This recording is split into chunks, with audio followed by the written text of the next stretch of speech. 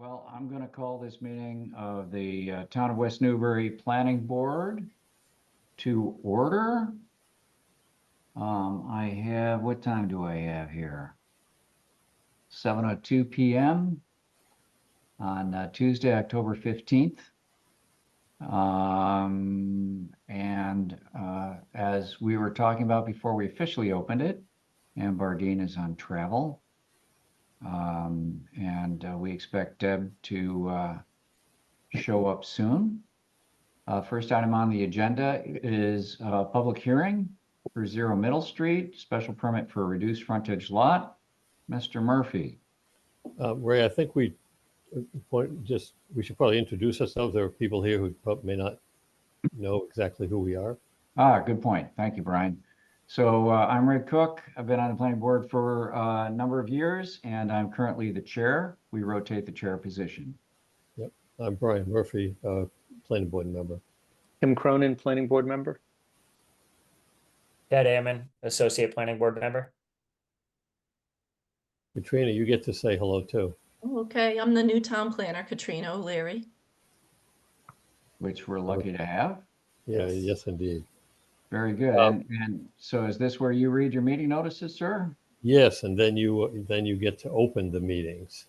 Very good. Yeah. So we have 2 legal notices before us here to read.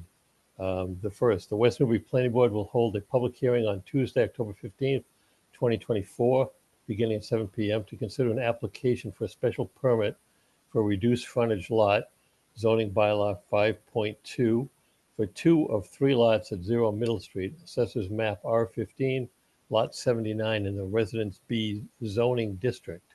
Owner applicant, Ellen Thurlow / Thurlow Irrevocable Trust, 0 Mill Street, West Newbury, Mass. 01985. The application plans can be viewed online.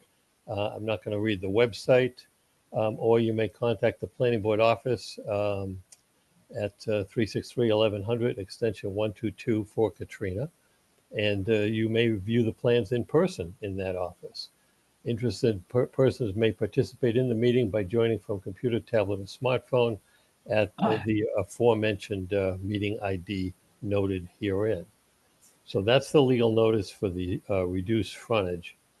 And I'll also read the scenic roads bylaw, which I think Ray will do these concurrently, but I'm not sure. If we're allowed to, we will. Probably something to be discussed.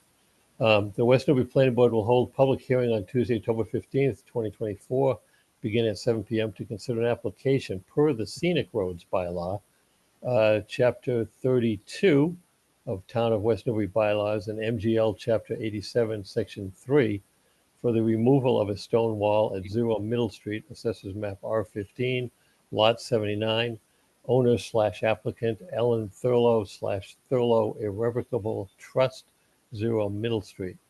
The application plans can be viewed online as noted previously, or you may contact the planning board office and speak with Katrina O'Leary, the town planner. And also there's a notation here to join the meeting by computer or tablet via Zoom. I'm not going to read the wording on that. So I think that meets the legal criteria for this hearing, Ray. Thank you, sir. So with that, Katrina, we can hold these 2 simultaneously, can't we? I believe you can. Very good. I'm just getting everything set up to. There you go. Okay. So I assume that we have somebody here who would like to represent the applicant and kind of go over the application. Hey, Ray, Yep. I just wanted to say, do we need to vote to open the hearings? I don't know. I have an experience boards voting to open a hearing. The You have chairman it. just Okay. opens the hearings. Perfect. Thank you. Very Sorry. good. Well, so again, Shall we try again? Yes. All right. My name is Lisa Mead of Mead, Tallerman, Costa, 30 Green Street in Newburyport.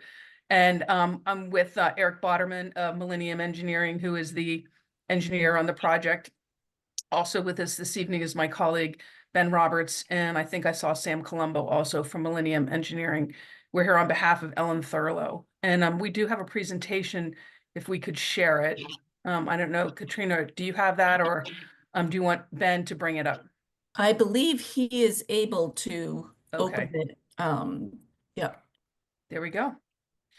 So we'll run through this presentation if it pleases the chair, and then if you have, obviously, if you have questions, you want to go back to anything, we're obviously happy to do all of that. So Ben, could you go to the next slide, please? So I'll just point out that if we have questions along the way during your presentation, members of the planning board are welcome to pipe in. Other people who are present at the meeting, please hold off. Thank you, Mr. Chair. Of course, you can interrupt at any time. So we're here for a reduced frontage special permit, reduced frontage lot special permit, as you read in the notice, as well as the scenic road application. The property is located on 0 Middle Street, and it's currently listed over 400,000 square feet, and the proposal is to split it into 3 lots. Next slide, please.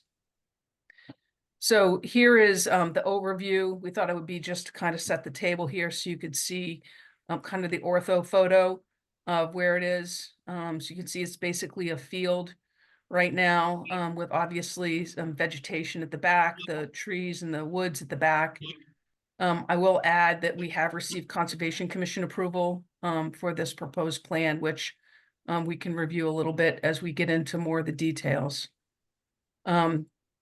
I will also point out at the very beginning that the lot numbers 1, 2, and 3 here were reversed in my cover letter because we based that originally on the Conservation Commission plan, which has it. Number 2 is always number 2, but 1 and 3 were flipped. So I just want to, we're going to be referring to this plan, and it's lot 1, 2, and 3 as proposed on this plan. But just to alleviate any issues that were in the cover letter. Next slide, please. So the proposal is in the Residence B zoning district, which requires 200 feet of frontage and 40,000 square feet of area for 1 family lots. As I said, the property includes 400,000 square feet, 400,237 square feet of area and 402.47 feet of frontage along Middle Street. Next slide, please. This is the existing conditions plan.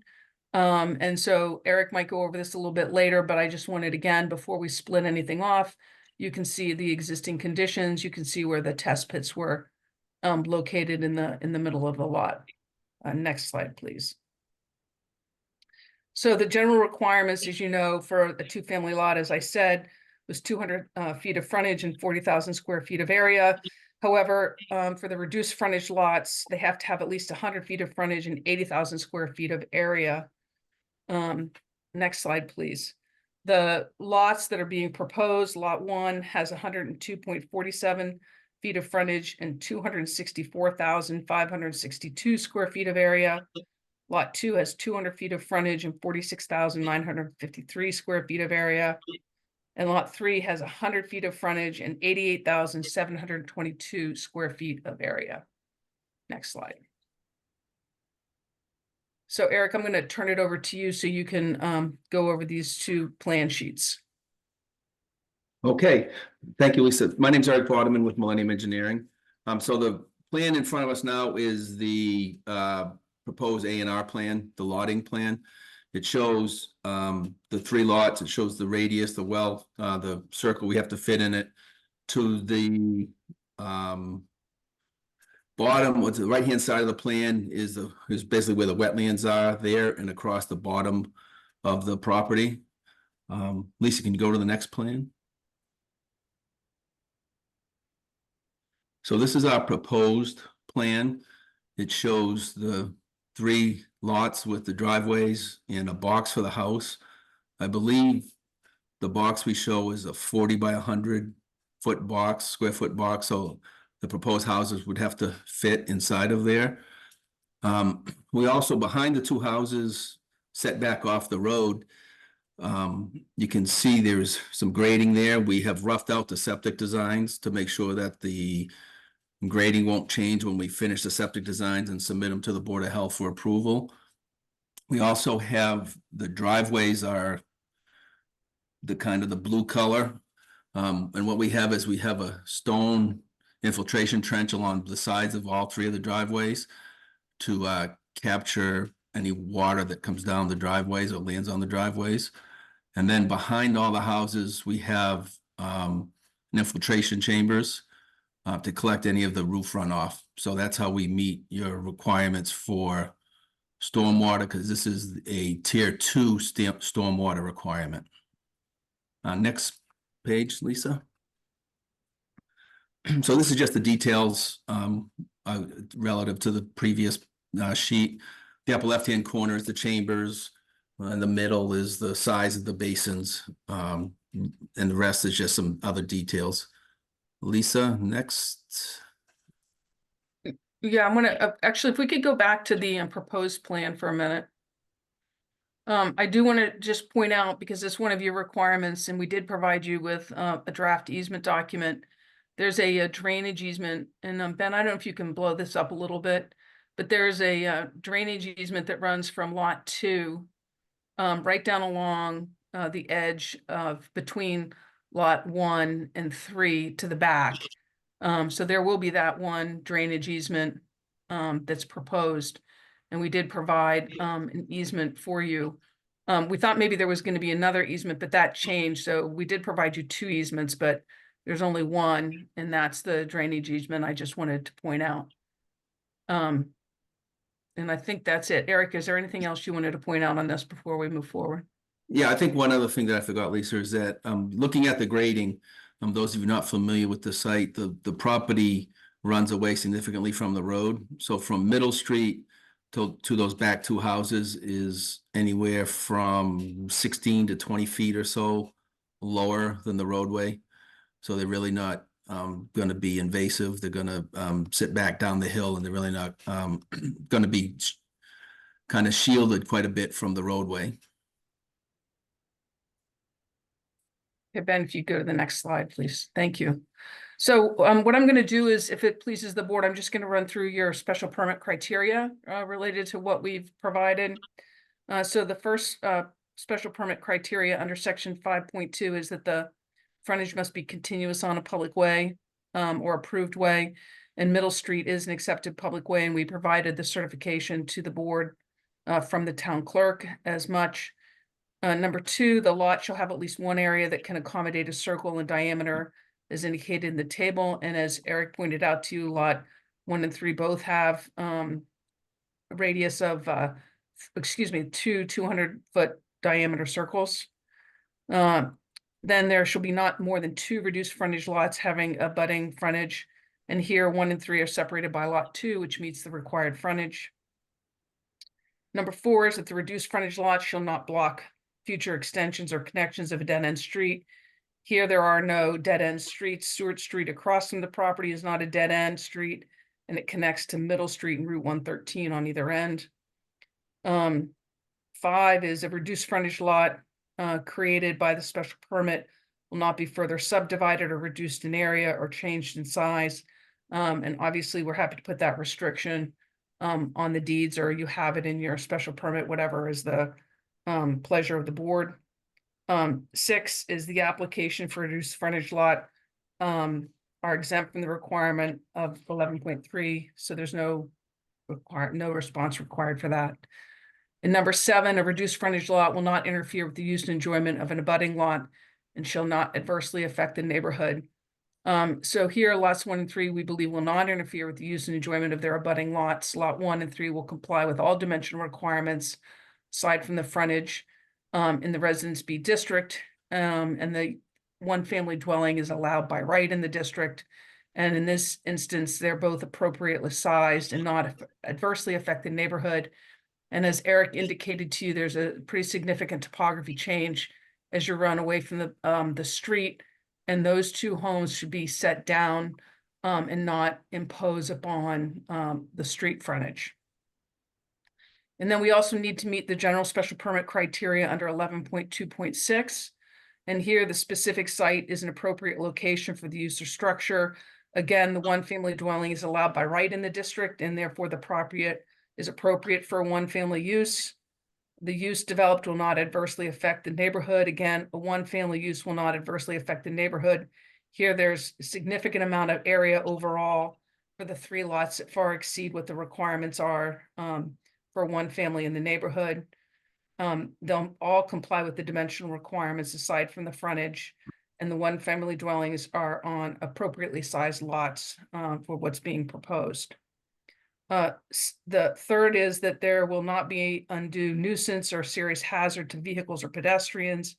Again, we're talking about 3 single-family homes. They won't produce undue nuisance or hazard on Middle Street. They will comply with the building code and all utilities that are necessary. The proposed use or structure will be in harmony with the general purpose of the bylaw.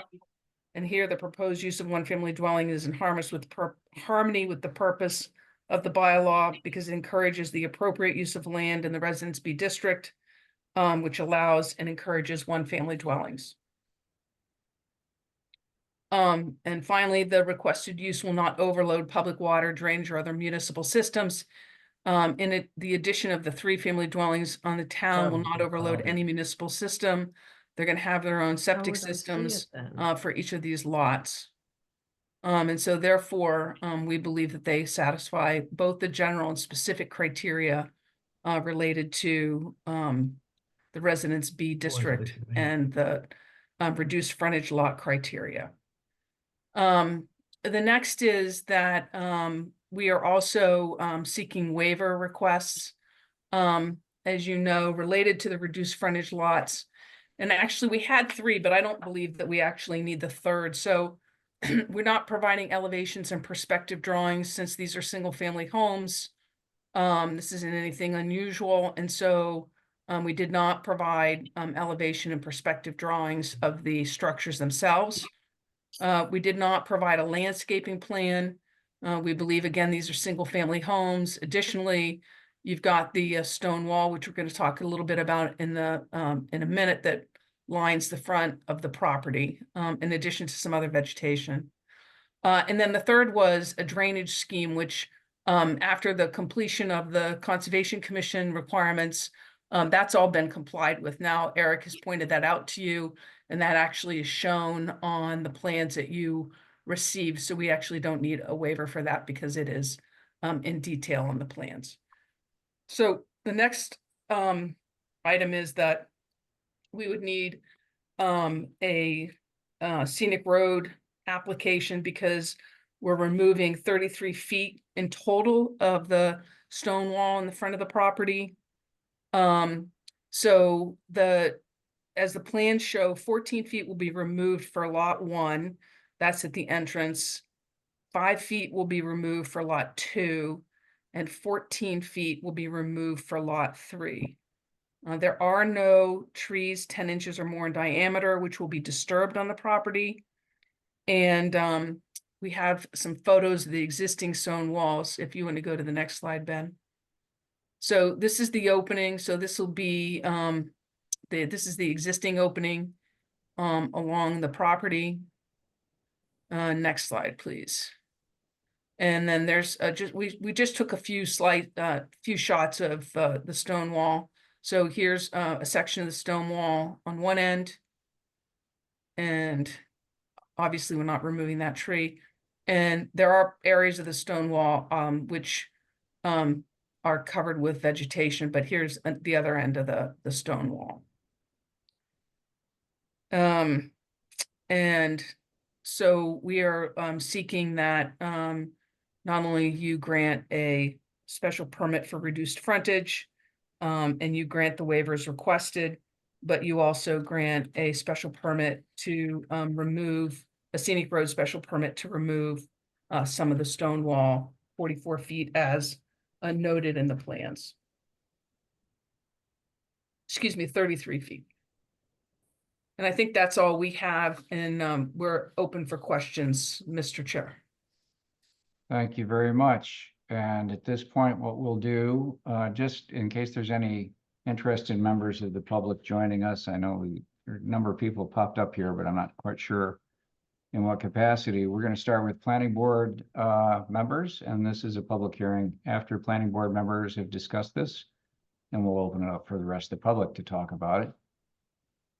Would anybody like to kick us off? Brian, Tim, Ted? Yeah, Ray, you should make note of, I haven't seen the list. Did Deb Hamilton join us? And if not, you should note that she is a listed abutter and would end up recusing herself from any participation in a vote. Thank you very much. I wasn't, so you looked at this ahead of time or you talked to her about it? She's in a butter. I thought she was a couple lots down. No, she received a legal notice, Okay, so she has to recuse herself. very good. But I don't know, she's not on tonight. I don't know why she isn't. Right. Okay. All right, well, I have some questions anyway. I do too. And I tell you what you should start with your questions. okay. What I'm going to do is I'm going to take the screen back. Oh, I'm going to have to ask you to stop sharing. Now I can share. I want to make sure I get the right thing here. You guys let me know if this is showing up. Yes. Yes. Good. All right. So if I take a look at the plan, I'm concerned, as you indicated, Ms. Mead. Should I refer to you as Ms. Mead, or how should I refer to you? Lisa's fine. Attorney? Lisa's Lisa? fine. Okay, I'll How's call you that? Lisa. If you call me Ray instead of Okay, Mr. I'll call you Chair. Ray or Professor. Can I call you Professor? Well, yes, although you're not one of my students. Right. Anyway, if I take a look at these three lots, I note I added it up. It looks to me like you've got 402.47 feet of frontage there, which means that you could do two lots without any need for a special permit here.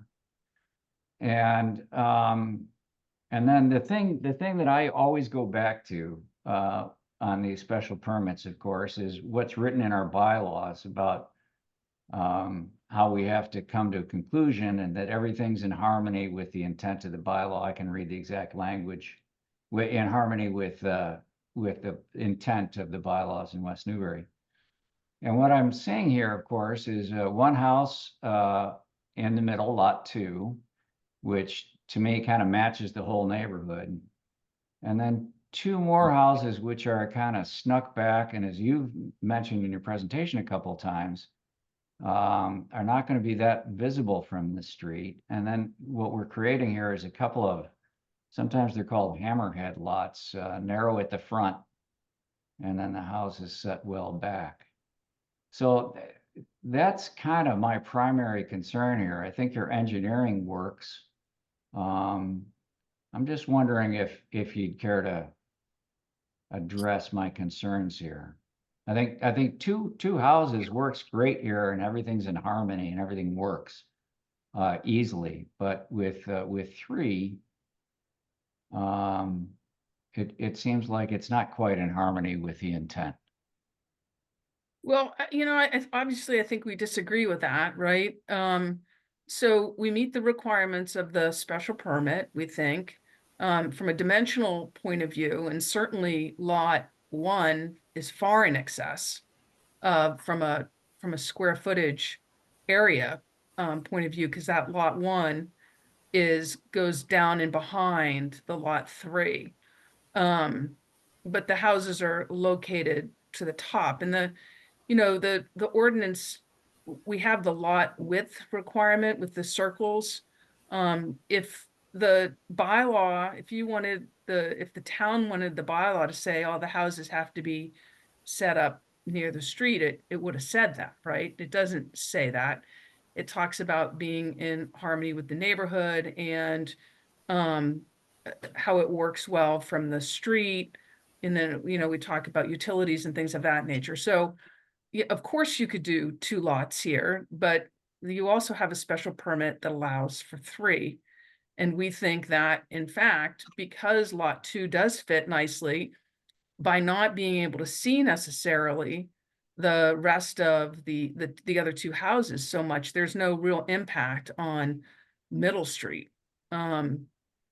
So, you know, and we preserve, I think what's also important on lot 1, this is a good shot of it, is that that whole back area remains intact. That was done purposefully, on the, Conservation Commission plan. If you follow that wetlands line along there, there is an area basically that's going to be preserved, everything behind it. There's if you follow that along there, it actually is a little bit closer to where the houses are, but about 25 feet off that wetlands line, there's going to be markers under the Conservation Commission order of conditions that keeps all that back intact the way it is and undisturbed. So I think we've made a real effort to make sure that that happened. Of course, you wouldn't, other than Conservation Commission, you wouldn't have any of those controls if the lot were just split into 2. Well, I appreciate that. You know, we agree that the engineering works dimensions wise. I'm not arguing about that. But this is tough, right? Because the bylaw states, let me just in making the decisions, how come this is always shifting on me every time I come back here? What is it, 11 point,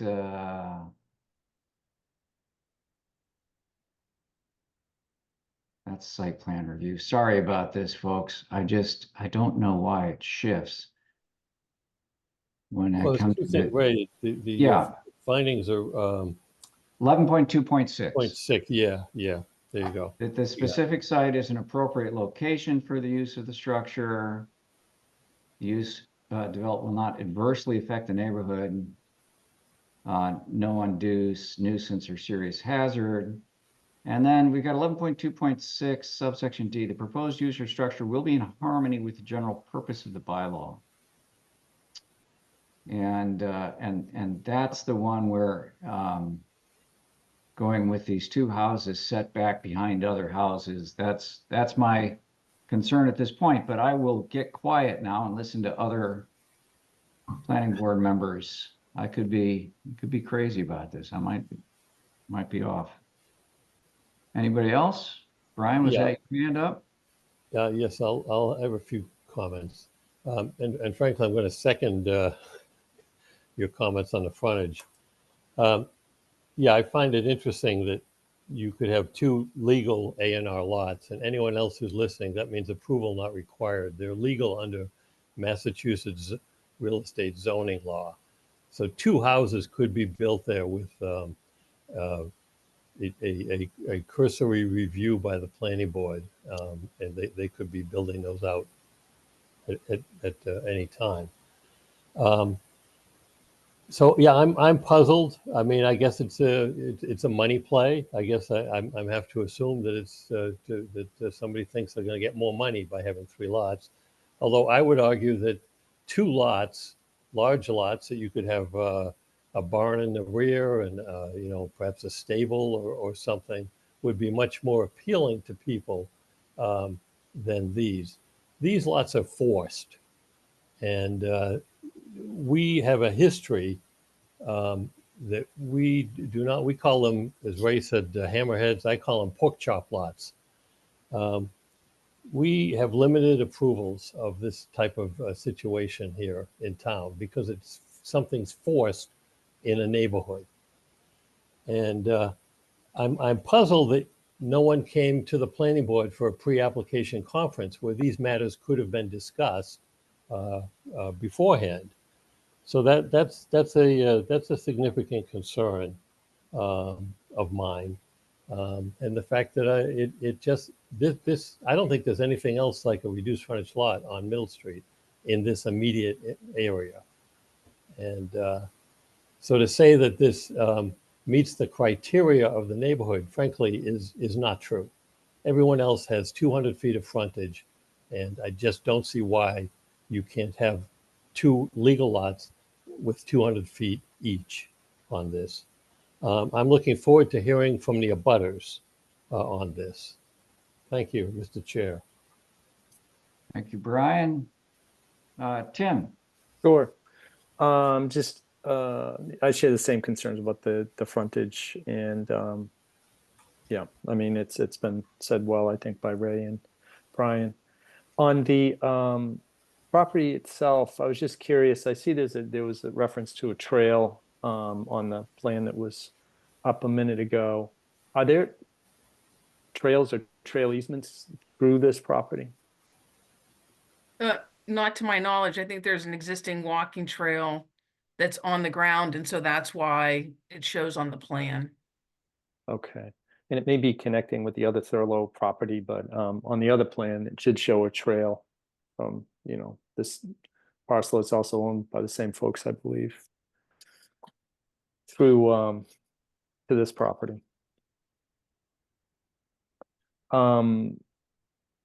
As far as the septic system, has it been perked? I was just curious. Yes, it has. We Okay. did perk tests and we preliminarily sized the septic fields to make sure that they will fit within the grading that we've provided. And the test pits were witnessed by Paul Savigny at the Board of Health. Got it. Okay, very good. Thank you. And then Along those lines, real quick, or excuse me for interrupting, but I'm saying 122 over 114. So you're talking about adding in some places as much as 8 feet of fill over here, right?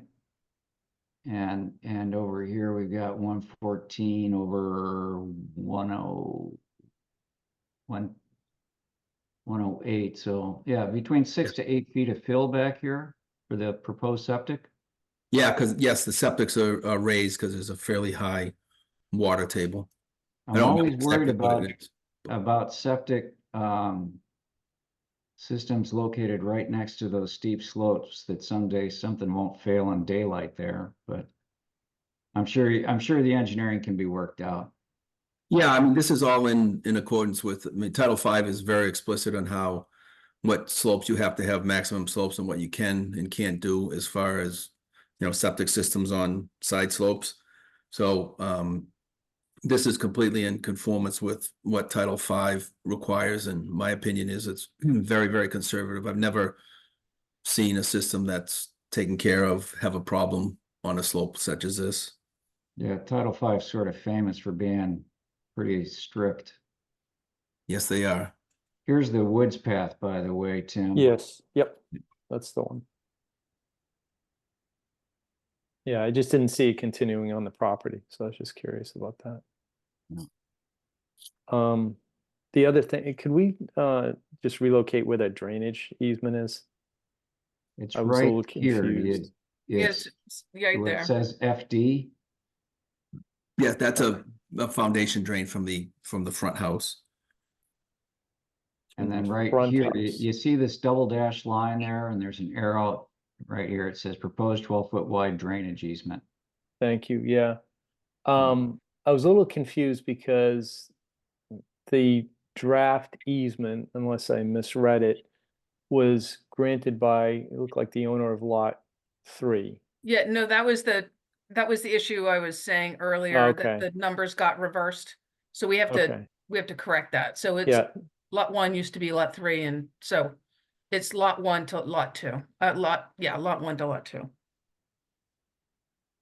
lot 1 for the benefit of, Lot so 2. lot, of lot, So Lot the 1 is eas- granting the easement to lot 2. got it, thank you, okay. Okay, those are my questions, thank you. Very good. Go ahead. I just want, you had the I believe you had the assessor's map up a minute ago. I did. Could you pull that back up? Because I think it's important as you go down towards Groveland Road. There are at least one, if not two, Georgetown Road, excuse me. one, if not two houses that are set back off away from the street, right? Oh, there's no question that they exist in town. Yeah. Right, well, There's that a would be number in of the them. neighborhood, right? Well, that's a heck of a distance away, Yeah, frankly. that's Georgetown Road's Well, I not mean, here. That's not in the I, neighborhood. it's always my intent to be straightforward to these things. And Yeah. in fact, I'm sworn by my code of ethics as a civil engineer to point out things no matter what. There can be no omission in testimony. Right. Anyway, right here, you got sort of a house set way back on. Yeah, and then go down Sort of. 3 more lots. And I you've mean, got 2 more of I'm- them. So I you- just think it's, you know, when you talk about whether or What- not it's Where- consistent, the issue is what are their, you know, and that's a distance away, Counselor, but the issue is the frontage. yeah, Yeah, I mean, but to be fair, right? I mean, here's R15 9B. yeah. That's got a narrow lot front, right? Yeah. Yeah. That would be very similar, in fact, to what you're Yeah. proposing. And here's R15 78A. A, yeah, So, I mean, they do exist. They exist all over West Newbury. right, right. The question is, I mean, I agree with Brian and Tim, perhaps that, you know, it's not something that we're thrilled about. Right, it happened, so I think that that's an important, you know, the town has adopted a bylaw. Nobody said it had to adopt the bylaw, right? The town adopted a bylaw. It could just say you have to have the required frontage and you have to have the required area. But the town took it upon itself to adopt a bylaw that says if you meet certain criteria, you can have a reduced frontage lot, which it basically says we'll give you half the frontage if you double the lot area, right? Counselor, that's it gives you the right to have a hearing. Right. It doesn't Correct. give you the right to have the lot. No, Mr. Murphy, I totally agree with you. Thank you. I'm explaining though that, but the bylaw exists, and obviously even along Middle Street, it's been used. And so what I'm suggesting is that I think that I understand that, sure, it would be easy to do an A&R and divide it into 2 lots. There's nothing to say that they couldn't put the houses at the very back of those A&R lots, right? And so, but the bylaw also gives us a right to ask for a reduced frontage lot, and if we meet the criteria. And so if you look at the general purpose and intent of the bylaw, which I'm sure you all have, you know, it talks about I'm just going to read it. These regulations are enacted to promote the general welfare of the town of West Newbury, to protect the health and safety of its inhabitants, and to encourage the most appropriate use of the land throughout the town, to preserve the culture, historical, and agricultural heritage of the community, to increase the amenities of the town, and to reduce the hazards from fire, regulating the location and use of buildings, area of open space around them, all is authorized by this, the zoning act and the articles of amendments to the Constitution, right? So in this instance, we are providing lots that meet the requirements for the reduced frontage. We believe that, and you may disagree, obviously, that those lots still meet the requirements and meet the general purpose and intent of the bylaw. It's a single family home use. It doesn't have a huge impact on Middle Street. As I noted, maybe you want it to have an impact on Middle Street. And there are other houses along Middle Street in the immediate area that are also have longer driveways. So I certainly hear what you're saying. But we're here because the town does allow that consideration to take place. Thank you. Before I open it up to the general public, I would just check real quick with Katrina, see if there's anything she'd like to add or comment on at this point.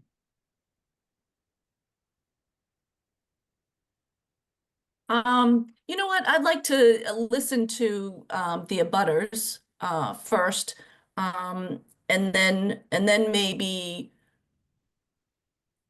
share my point of view after we hear the abutters? That's fine.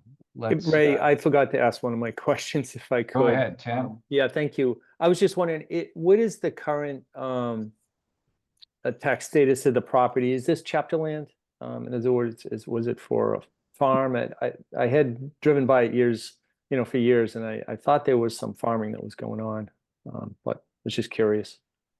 I don't know if I don't believe that there's a 61A. I haven't handled the residential Okay. side of it. But I think if you look at maybe it's been hayed or mowed anyway. I don't know if it's been tilled or anything like that. A few Looks years like it's ago, there been was some tilled in the back. activity. Yeah, Right. there has been over the years. So I was just Yeah. curious what the current Well, status. No, clearly it's been. I don't know when farmed. the camera car drove by, but you can see that there's some land Yeah. being used back there. There's. And I've also, been, just before, Yeah, there's been Go ahead, corn Brian. grown out there and all number of crops over the years. Yeah. Used Yeah. to be, I think, lilac trees out there years ago. There's some right there.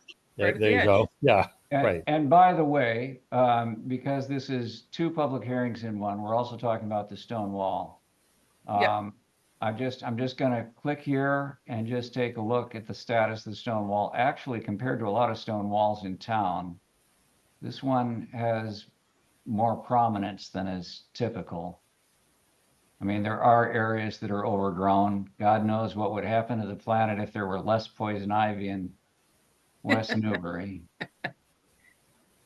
So I do want to say, since we're looking at the stone walls, obviously some of it's in rougher shape than others, but of the 33 feet that would need to be removed, we'd be happy to obviously replace that on the property, either by, using it at the entranceway or some other methodology, if the board. Damn straight. We'd hold you to that, I'm Yep. sure. Yeah. I just want to make sure that everybody's got a chance to sort of glimpse what we're looking at here. All right, now, to people who happen to be tuned into this public hearing, it's actually required by law that when you comment at a public hearing, you state your name and your address. And right now, and so, I don't know how familiar you are with these Zoom meetings. There is a way to raise your hand and then I'll notice you. And then that'll work too.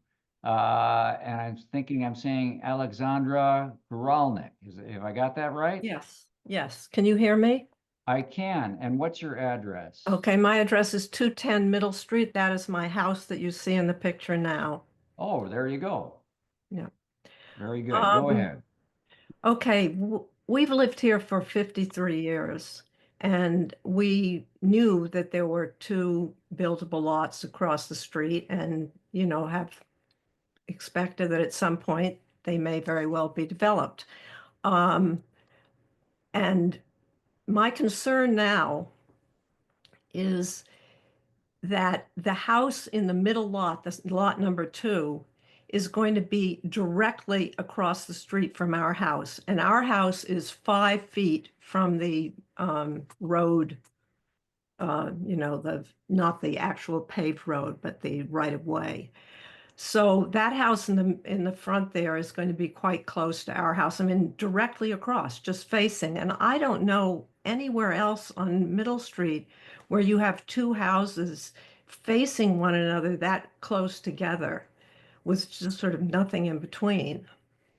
And I guess that's my only concern. I mean, I certainly expected, as I said, that the two houses, but not 3. Yeah, just in case there's people here who don't know, there are setbacks required in the zoning, but obviously older houses that were built before the zoning was in place can be right up on Middle Street. Exactly. And our house is 1790. 1790, so a Yeah, I think relatively you new house. predated the zoning. Yeah, but- Fair. Fair by, bet. by more than a century, I imagine. Yes, yes. I think if you go to the ortho photo, Mr. Chair, it might be helpful to the resident The one that we had the houses on, that you could see the ortho, I think it shows enough space that you could see their house as well. Is this the one you wanted? No, it's colored. It was on our presentation. We submitted it as well, I think. There it is, This right there. one. Oop, there we go. Right. So this is a 40-foot setback? Yes, at least. Yeah, I think so. This line is your 200 feet, right? Yeah, so that would be about right, right? No, it'd be more. I would say that you're looking at a 100-foot setback right there. Yep. So I might add, well, I'll wait till you're done with public That's comment. good. So, Ms. Gralnick, your concerns are noted here. Is there anything more before I ask to see if somebody else would like to weigh in? No, the only other concern that I have is on lot 2. I know that the Conservation Committee granted some kind of a, whatever they grant, because the lot right adjoining that is a wetland. And there's a stream that runs down our property, crosses middle, and then runs down along the side of lot 1. And my only concern about that is that we be sure that not only do they conform with whatever, however they put the driveway in, but that this is that we know that it will be maintained, because I don't want to take any chances of having water back up into our property. The stream runs from our property through their property, back up, creating more wetland in our property and encroaching like on our leach field and stuff. So that's just a concern. Is there is this like a storm drain under the middle street, or? There's a drain under middle, just to the west of lot 1. I see. And this is all wetland right adjoining lot 1. In fact, I believe it's owned by the Greenbelt, I think. Yeah. So my only concern is I wouldn't want water backing up across into our property. That's all. Yeah, Ray, we can note that when we talk about the engineering review. Yeah. Very good. Thank you, Ms. Thank you. Gralnick. Yes. Thank you. Thank you. You're welcome to stay with us. Miss, oh gosh, McGilvray. That's a good Scottish name. Did I get it anywhere close? Newbury, yes. Can you hear me okay? I can. I need your street address, please. Okay, so Kathy McGilvery, I'm at 199 Middle Street. I am right, my property is next to those wetlands Miss Gerling was just describing there. Yes. So I do but so respectfully, I do share your concerns, Mr. Murphy, Mr. Cronin, Mr. Cook, with 3 lots. My initial thoughts when I did view the plans online, as well as reviewing our bylaws, is that they tried to, and excuse me for my wordage here, but they tried to cram 3 houses into something where I believe 2 is appropriate. Secondly, I do share Mrs. Gerling's concerns about the issues with the wetlands and the stream that does run, and the possibility of some runoff as well, as we have some wetland that we own on the side of our property. So I took some notes when Ms. Mead was speaking, and respectfully, the bylaws do allow for agriculture, which was kind of taken away with this plan, which is fine. I believe, as Ms. Gerling does, and she's lived here much longer than I have, that there might be some building going on in the future. You never know. But again, I believe 2 is the appropriate number of lots. But Ms. Mead says there's not a huge impact, but there is an impact. There's an impact to the people that live on Middle Street. And so I respectfully request that that the commission considers 2 homes and not 3. And also some possible easements about one family dwellings, single family dwellings. And what is happening with the property on behind the 2 other lots that are sitting back with you know, all the forestry there, maybe some easements there as well written into these deeds as far as usage there. And there are some streams I noticed on the plot lines that run through there as well.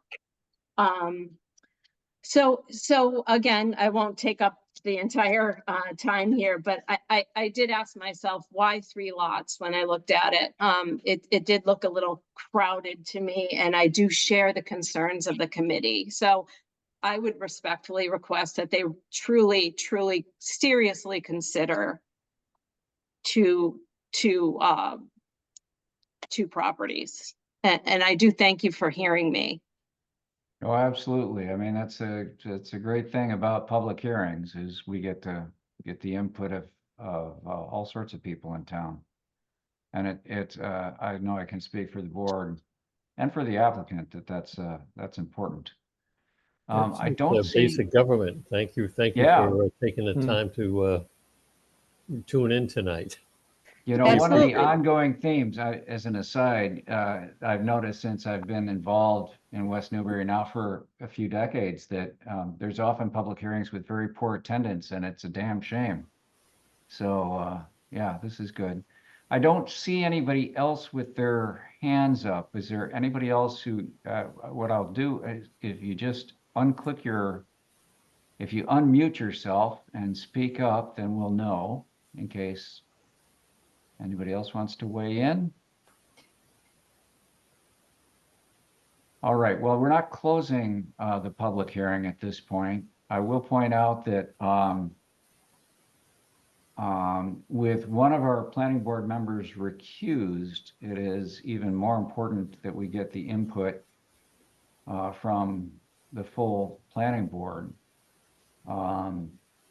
Right now we have a planning board member who's traveling, and she can, by law, review the recordings and then weigh in.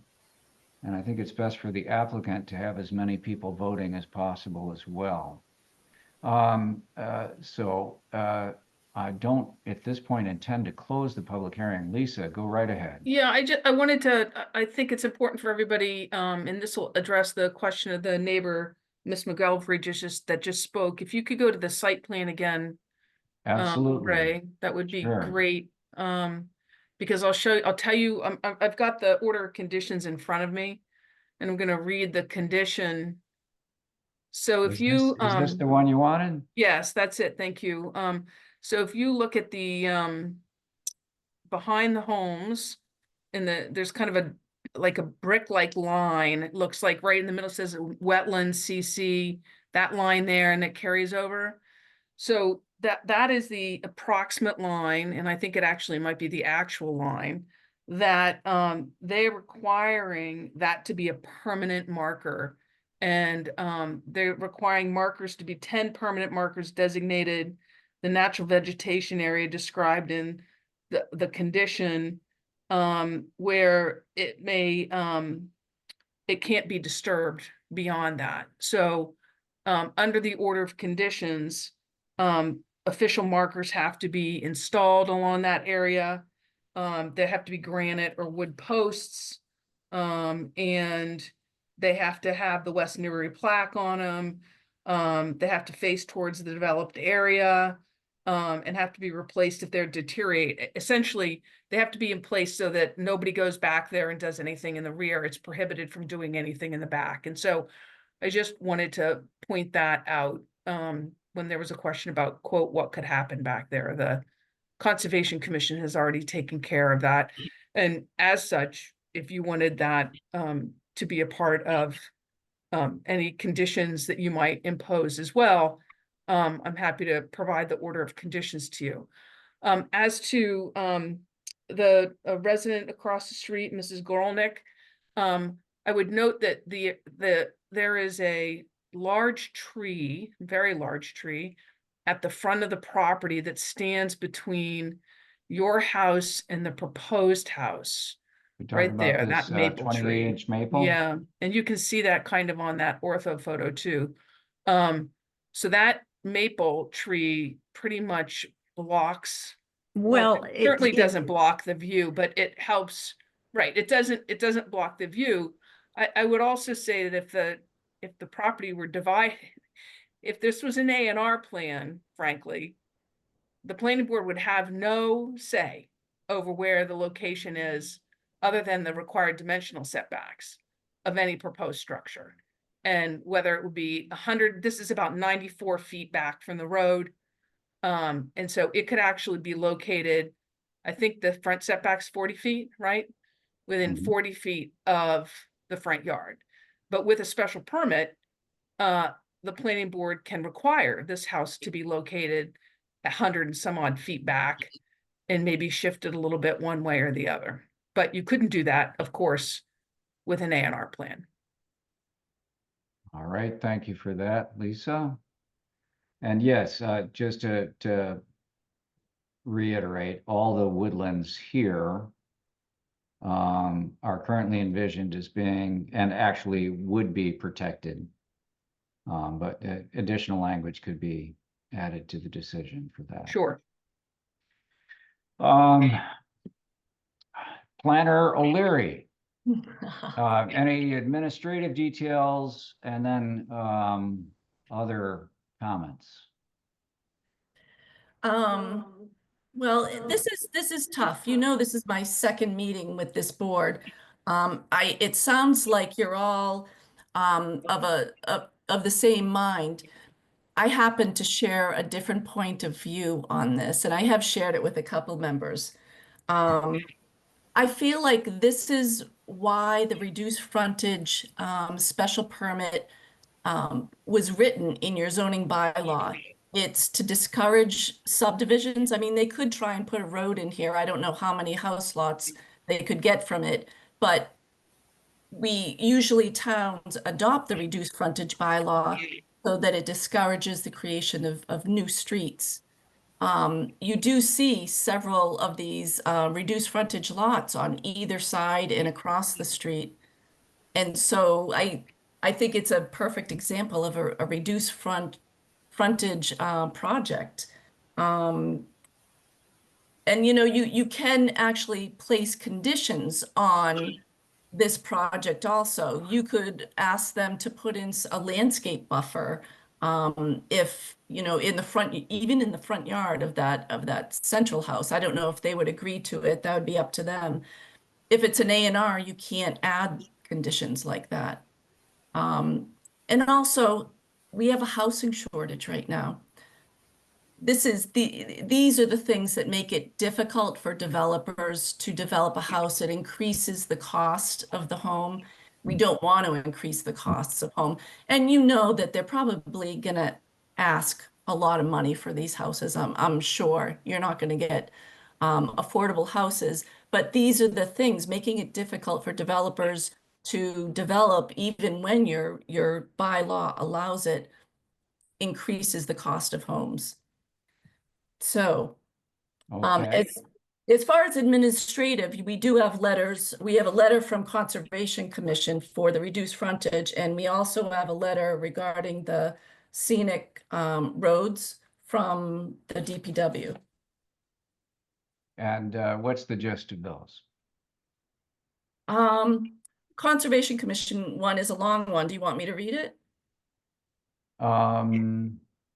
You can say no. It basically tells what happened. They issued the order of conditions for the home. The order approved the work with special conditions that included permanent demarcation of the wetland resource area, approval and implementation of the turtle protection plan, and installation and maintenance of silt fence erosion control barriers. So if I might put it in other words, should the planning board approve this special permit, the Conservation Commission sees a way for it to work out. Well, Are you I think the asking me? Conservation Commission, Ray, doesn't the Conservation Commission determination apply regardless? It's for any development, not just Well, no, it's where this, the lot configuration is. it's This- specific to but this this- lot configuration. I Yeah. think the wetlands protection would be the same, but Right. Well, you might mitigate things differently depending on what the plan is. good point. Yep. Yeah, okay, you know, 3 driveways versus 2. Yeah, but if Uh, we're talking about the wetland protection and the turtle protection that well Yeah. covered in there, I think it's Yeah, the same. And yeah. again, I just want to say this board has been doing things this way for a very long time. I don't want you to change the way you do things. I just don't, I want to share how I feel. Yeah, no, that's good, and So you can see my side of it. I wouldn't have asked for your input if we didn't want it, so thank you very much. And then so the Conservation Commission sees a way to make a 3-lot special permit approval work. And then the other letter you said was about the scenic roads? Right. You haven't talked about the scenic roads. I was permit. going to go back to that before we ended this discussion, but You want me to go read ahead. it? Okay. Yes. This is to the planning board from Butch Hills. Planning board, in reviewing the plans for 0 Middle Street owned by Ellen Thurlow, and in accordance with the scenic road bylaw, I see that there are no qualifying trees being removed. As for the stone wall removal for the driveways, it calls for the removal of a total of 28 feet, which I think is an acceptable amount. I am okay with this project moving forward. There you go. By the way, for everybody, including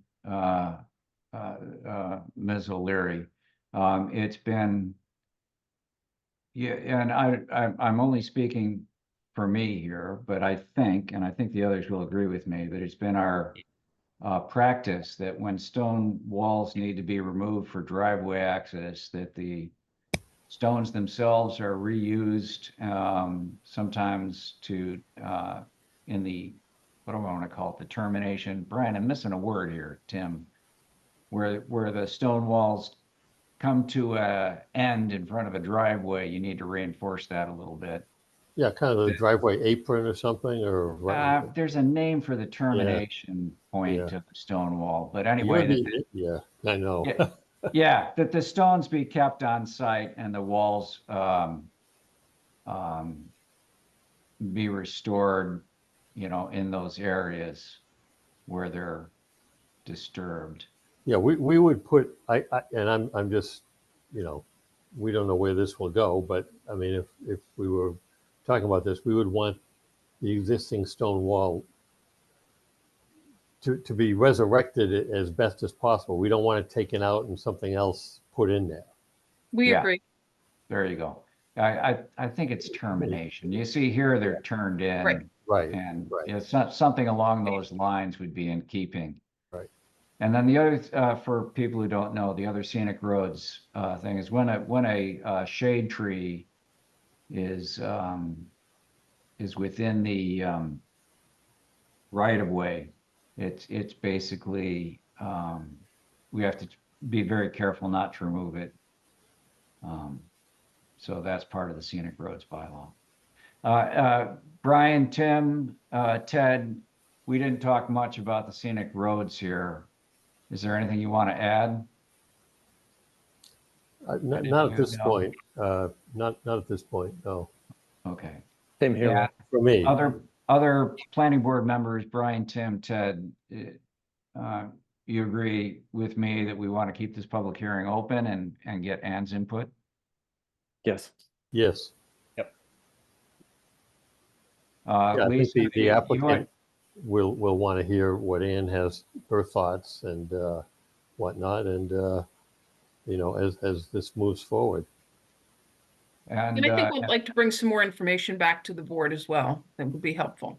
Sure. that's good. And this also gives the abutters time to consider what they've seen as well and talk amongst themselves.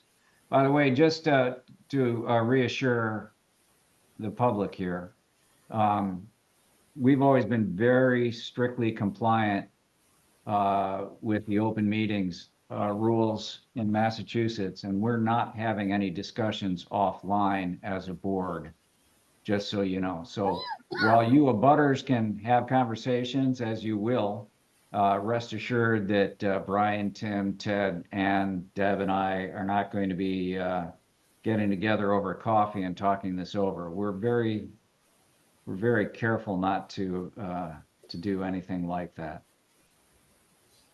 Good. Then anything else, planning board members, at this point? Mr. Chair, could I just remind you that your early November meeting is on a Wednesday, November 6th because of Election Day? Oh my God, we're that close. Yes. Huh, isn't that interesting? It's not Because some I don't election, know huh? how, are you going to schedule a site visit? I think we should wait and have for Ann's input. Okay. Yeah, we'll wait for Ann's input. I don't know at this point that personally, I don't see a need for a site visit. I'm very familiar with this. I travel there often, but we can discuss that. Okay. So we'd request a continuance to your November 6th meeting, perhaps? I think that would be great, and thank you for knowing all the legal ways of phrasing that. At 7 p.m. To a time and date certain. Yes. Although let's make it 7:15. All right, that's great. Okay, well, I'll make a motion that we continue this until November 6th at 7:15. Second? Just checking, make sure we got that date exactly right. Yes, November 6th. Very good. That's both public hearings. Both public hearings. We will continue at that point, and it'll still stay an open hearing, and we will hear again from the public at that time. Yes, any other discussion, planning board members? If not, all those in favor, Ray Cook, aye. Brian Murphy, aye. Tim Cronin, aye. Very good. Thank you all you for very much. attending. Thank you. very much, Lisa. Thank you. Thank you. Take Thank care. Thanks for the Applicant presentation. representatives. Thank you Bye-bye. very much. And I Appreciate appreciate the fact that the plans were put together well, and I normally quibble about it, being a civil engineering professor, but I didn't have anything bad to say about the way the plans were drawn up here, so There we go. there you That's go. that's only because of my UNH education. Oh, wow. Maybe that was it. Did I have you as a student? No, I'm probably almost as old as you are. I don't know. Oh, I don't know. We're not going to talk about that anymore. I Okay, graduated in all right, very good. '83. Take care. All right, take Thank you, care. everybody. Bye-bye. Bye-bye.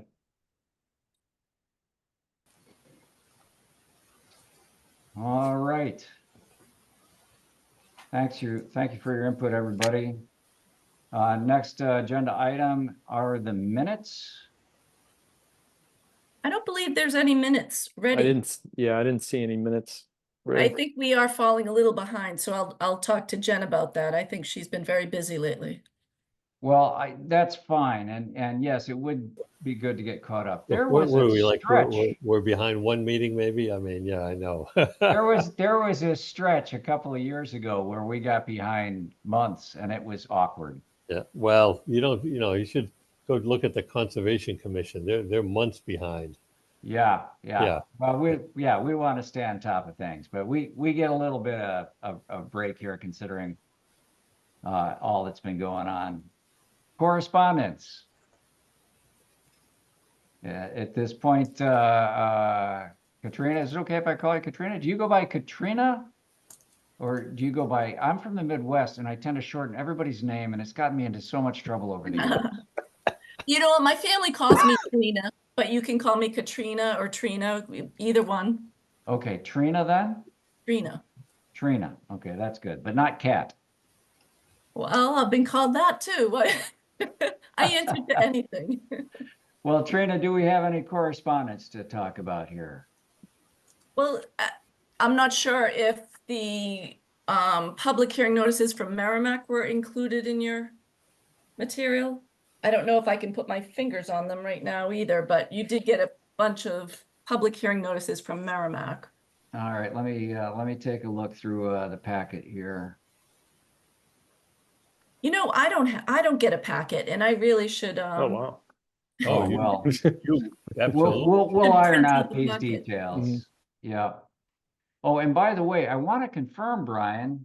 Well, actually, I'll ask you to do it, Katrina. There, I said Trina. Now I'm going to go back to Katrina.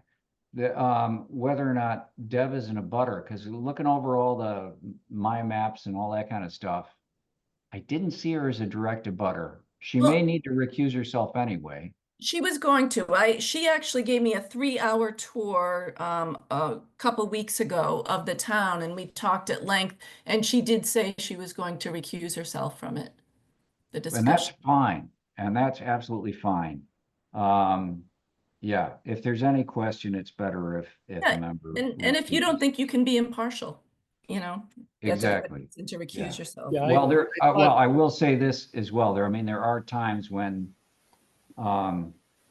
we need all the votes we can get, but there's that anyway, that's fine. So I I'm mean, looking it would be good, let me just say, it'd be good to find that out. I mean, she's on the abutter list. She got a notice. well, I was just looking over the list. Well, she's across the street, right? No, She's down the if street. I remember right, she's down a couple of Oh, lots. yeah, and across, right? She's on the other side of the street. But I thought if you got a notice, you had to recuse. Okay. Yeah, she's And maybe we should clarify that with town council. well, Hmm. you Right. know, I mean, just because it's interesting and there may be a time in the future when it matters more. If she's going to recuse herself, that's fine. But she's at 227. And I got that off the information provided. So a lot of times the abutters lists don't go by direct abutters, they go by within the 300-foot The circle, circle. and Yeah. more properties get included on the abutters list than are really necessary because they fall within 300 feet, but they're not an abutter to an abutter. Yeah, I think she's down here, but in any case, I don't want to slow down the meeting so much. But and again, if she doesn't feel she can be impartial or if the perception is that other people could view it as a conflict of interest, then you're supposed to recuse yourself. Right, Even- and if you do recuse yourself, you can actually show up to the public hearing and speak about it. Right. Oh, yeah. Yeah. Yeah. True. How many votes I- are required? What's that? How many votes are required? For a special permit, I think it's just a majority. No, It's it's a 4. super. Is it 4? Yep, 4 out of 5. Yeah, and it may be, Ted, and Trina, could you look into it if you don't know offhand? If Deb recuses herself, does Ted step in? I believe he would, because then it would be No, it's no, Brian, Tim, and Ray, Ted, and Ian. At the 5 Yeah, voting I mean, members. yeah, so if Deb recuses herself, we're left with 4 regular members. right. Yeah, you still want 5 members, though. We want, but we have to make sure we're doing it by the bylaws. Oh, I see what you mean. That you, yeah, that's an interesting question. We always want Ted's input no matter what, but whether Yeah. or not he's entitled to a vote that counts, we have to make sure that we're That would be a exactly good correct with that. note to send to town council. So I could ask town council, but it is a pretty simple thing. He's here, he's attending the public hearing, therefore Yes. he's ready to step in whenever you need him. No, Exactly. no, He's ready to the step point in. The is- question is should he legally step in when somebody recuses themselves? And I'm not sure I know that answer right away. I'm going to dig around in between meetings and see, but we need to make sure. There's very specific rules about when he's allowed to vote. Right, and it's for if you don't have enough members voting on a special permit under 40A. Yes, but right, see, if we have 4 out of 5 that can vote, technically we have enough members to vote and pass. but it's to the applicant's disadvantage to need 4 out of 4. Yes, you're right. That's, Okay, I so think you want that, to know, all right. yeah, I think that's a I good just, I point. just want to make sure that we're doing it right. It's been a while since we've needed a vote. From the, what's the official name now? The Associate. associate member. Yeah. Yeah. Geez, I should know. I'm an associate professor, right? Yeah, we haven't had it. It's been a real long time since a member had to recuse. Yeah, and you know, in this case, the recusal may be voluntary. And the fact that it's a voluntary recusal instead of a mandated recusal could also have an effect. Right? We think Deb is recused, but we haven't Yeah, and we really don't, heard yeah. that officially. Deb right? hasn't told us Yeah. yet officially at a public hearing that she's recused. So Ted just needs to be taking notes. Oh, he's here? Yeah. Ted Oh, he's knows. paying attention, yeah. He's Yeah, like a sponge right sponge. now. I'm glad He's we a got Ted sponge. in our He's back taking it pocket in. for sure. Yes, Being a sponge, I haven't said a whole lot, but I'm that's okay. listening There you go. attentively and I'll be Yeah, ready. yeah, when yeah. I get called That's- up to the that's big why- leagues. You may have to answer the call, Ted. I'll be ready. Okay, so I'm looking at the correspondence. We got a legal notice, Town of Merrimack, 2 School Street on a proposed amendment to the zoning bylaw. A new bylaw pertaining to battery energy storage systems. Oh. Merrimack, Ray?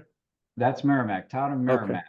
So yeah, so that's that one. Now here's another one from the Town of Merrimack, and it's about to amend the town's existing Article 17, Section 3 for ADUs. And that's it. So those are the 2 pieces of correspondence that show up. Good? Thank you. All good? Yep. Sounds good. I do have an update if you do have time for it. Yes, please. Okay, so today we met with MVPC, the town manager, and myself and Jen, and we went over the changes that the planning board talked about at their September meeting. I think Brian came in while I was in the middle of listening to all your edits on the housing production plan. Most of them were incorporated. They're going to finish up with it and get it back to the board in time to review at your November 16th meeting, if that sounds like a good plan, with enough time to review it. And I will say there was one thing they wanted to leave in the Mullen property, and there was certain reasons for that, because the housing production plan has to include several properties that you are targeting for housing. And the Mullen property is one of the few properties in town that everyone knows has been targeted for housing. And so they thought, well, it's a no-brainer, include the Mullen property. Good, good. So they did leave that in.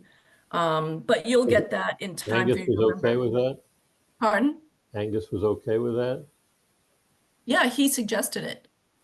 He said He it did. makes sense to include it. By the way, I think you missed.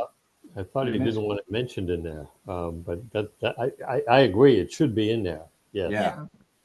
By the way, I think you misspoke. You said November 16th meeting would be the 19th. So we have meetings on the 6th and the 19th Oh, is it? Okay. of November. Yeah. Oh, yeah, I got that, okay. And also in regards to the MBTA 3A zoning, I guess at the town meeting, it was mentioned, someone wanted to see a traffic impact study performed for a build out of both of the proposed sites. And so we're working on it. I'm trying to enlist MVPC's help to finalize a scope. I have a regular boilerplate scope of work for a traffic impact study, but they wanted several changes they thought that would make sense in this case. So we're working on that, and that's all I have for you. Good. And as far as the battery storage, that's all with the building inspector right now. That's in Sam's I hands. haven't seen that yet. Yeah. Okay, all right. Yeah, we talked about that a couple of meetings ago and about it was in the early stages of developing the battery storage. It comes to mind because Merrimack's talking about theirs. Right. Yeah, you're lucky to have a building inspector that is so active in the zoning. Oh, we're lucky in so many ways. Yeah, you've Yeah, got yeah, you've got great staff. yeah, yeah.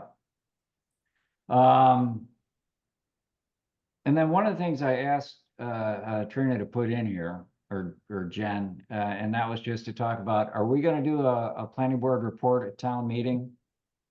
You know, there's two places we can do it. Normally, first is at when they open the meeting, they open it up to all entities such as ours to issue a report. And then later, if there's any articles that we're putting forward. And we had talked about it, about just sort of some general statement that these are the things we're working on. But I don't know if we need to do that or if we should do that. So I was just going to ask Brian, Tim, Ted, Katrina, what you think. Absolutely need to. Okay. And now this first is and on, foremost is MBTA. We'll be paying attention to the court decisions, but we will be involved and moving forward to Springtown meeting. And we will look forward to, residents' continued input, probably from December on. okay. As we talk through this. Do you want to put down what you're thinking about? I can help. No, No. So we're working on it. We're waiting on court decisions. yeah, just a general, it's out there, yes. That there are going to be opportunities to get input from the town.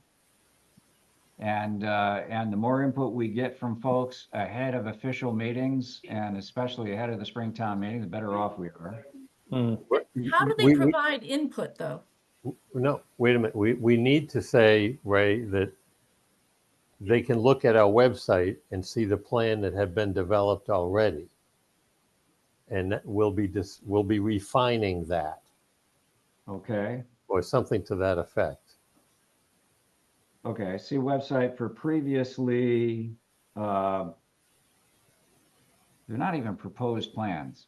Previous, Yeah, they were. We have two plans. no, they're not plans, because plans indicates that you're going to build it. Well, These are scenarios. Scenarios is the right Yeah. Well, they're word. Previously proposed zoning developed- districts.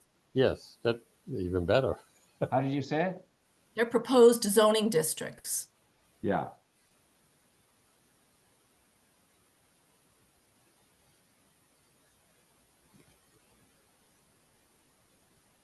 And then, go ahead.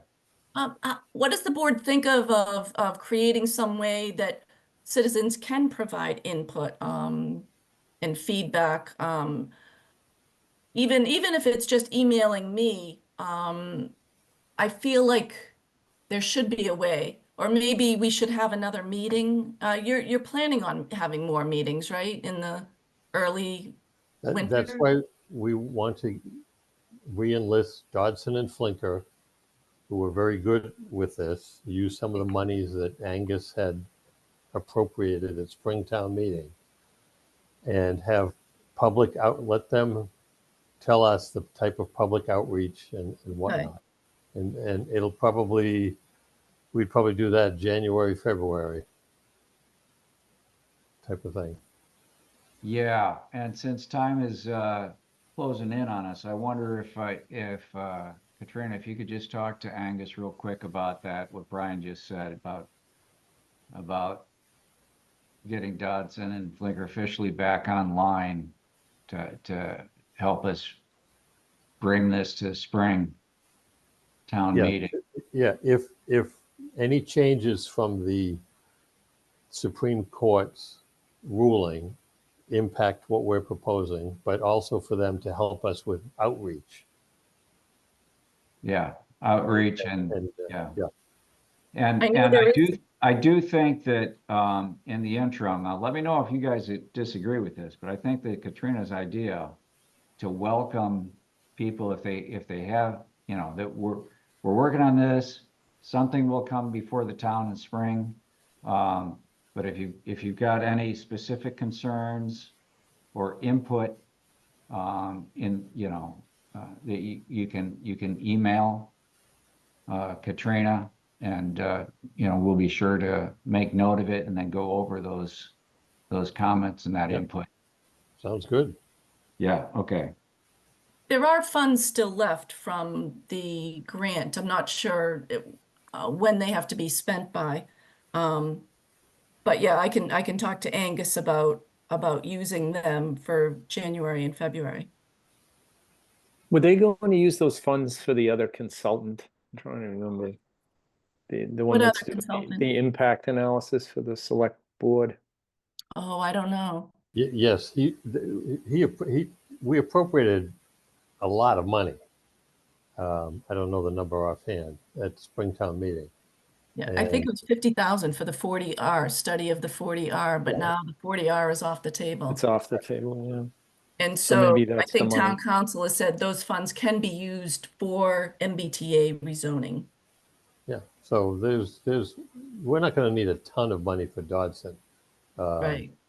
But I don't know what the other, remember he's also was getting a proposal on the, what was it, the tax impact or something? Yeah, the impact Fiscal analysis. impact That's the one I was analysis. referring to, yeah. Yes, yeah.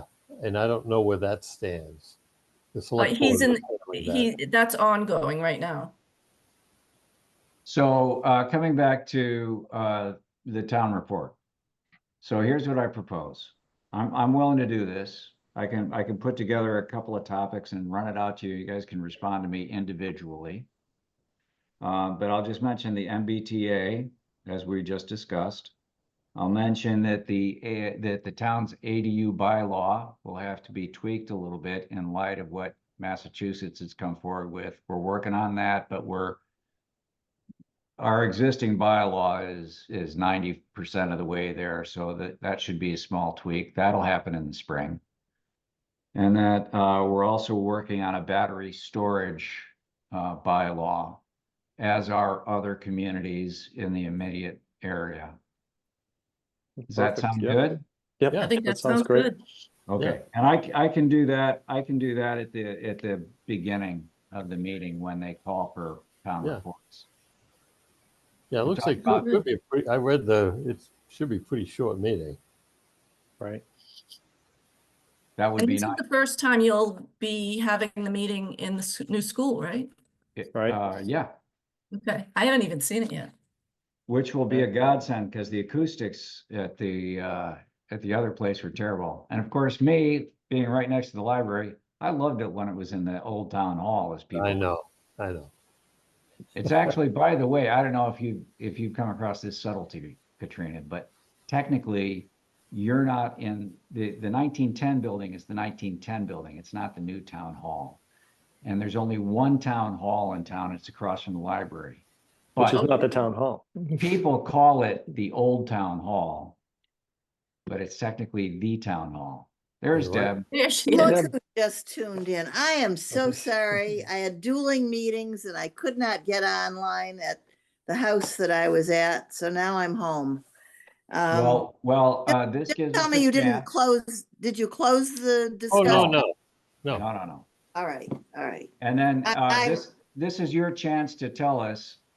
You're not a direct abutter, correct? I am not.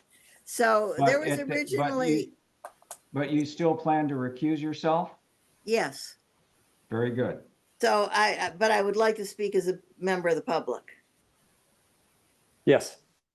So And what I could do that remember- now, or I could do it. No. No, No. not now. Okay. But one thing that we need to check, Katrina, could you check this, please? Because I remember when I was doing the ethics training, that actually when a planning board member recuses, Yeah. they're not allowed in the room because since they know the other planning board members, they could nudge, nudge, wink, wink, and have an influence on the rest of the board. That makes sense. When Oh. I was in Concom, I had to leave the room if I had to recuse Oh. myself. Yeah, So, but I would appreciate considering Deb's experience in town and whatnot. Yeah. And I would appreciate her input as long as we don't run afoul of state ethics rules. Yeah, I believe if she files and recuses herself, files a letter with the select board, then she can speak as an abutter at the Yeah, meeting. That was my she doesn't understanding. have to leave the meeting. She's, Well, I remember I recused myself on the model airplane thing down here, and I left the room because that was my understanding that I couldn't be there giving you guys secret signals from the audience. yeah, but if you're a member of the public, I know, you would be sitting in and this there. always struck me as Yeah. you're actually less empowered Yeah, when you recuse yourself if you can't provide input as just a resident in town. So I just want to make sure, Katrina, we're doing these Okay. things by the book. Will you just double check on that? Yep. Because I would And- love to have and- Deb's input at the next meeting. Tim's opinion was that I could speak as a member of the public, for what it's worth. Yep. Yeah, so again, because of my memory of leaving the room and everything, I just want to make sure that we're doing things correctly. And you also want me to check to make sure that now if she recuses herself, you're left with 4 members, and can you appoint Ted to be your 5th member? No, the question is, as an associate member, Mhm. in this circumstance, does Ted get a vote? It's the same thing you were going to say. I just worded it a little more carefully. Okay. We're not Yeah, we're not appointing him as a appointing- regular yeah, member. He's still the yeah. associate member, but does he have the vote? Okay. So it's a, I think an associate member, I was an associate member before I was a member, but I never felt that entitled me to a vote. But See, he's that's what we voting- want to clear up. There's voting in place there's of a member. language, there's specific language about when Ted gets to vote. And I want to see whether that applies in this situation. Okay, Katrina, can you find that? Yes. Okay. Yeah. All right. By the way, Deb, we were kind of at the last part of the agenda. And what we were Yes. talking about is I'm going to give a little report at the town meeting. There were no minutes. In correspondence, Merrimack is concerned with ADU and battery storage as well. That's all the correspondence there was. Okay. We're continuing, you're up to speed. And the Yep. last couple items on the agenda are placement of items for future planning board agendas. And we don't know what may pop up, Katrina, but we do know that today we continued the public hearing to 7:15 on Wednesday, because Tuesday, people will be voting for president, among other things. So Wednesday, the what? Next week? Next Wednesday? Wednesday, the 6th of November. So the November. day after election day. Yeah. And we continued it to 7:15. And we're doing both public hearings for the scenic roads and the reduced frontage at the same time. Okay, thank you.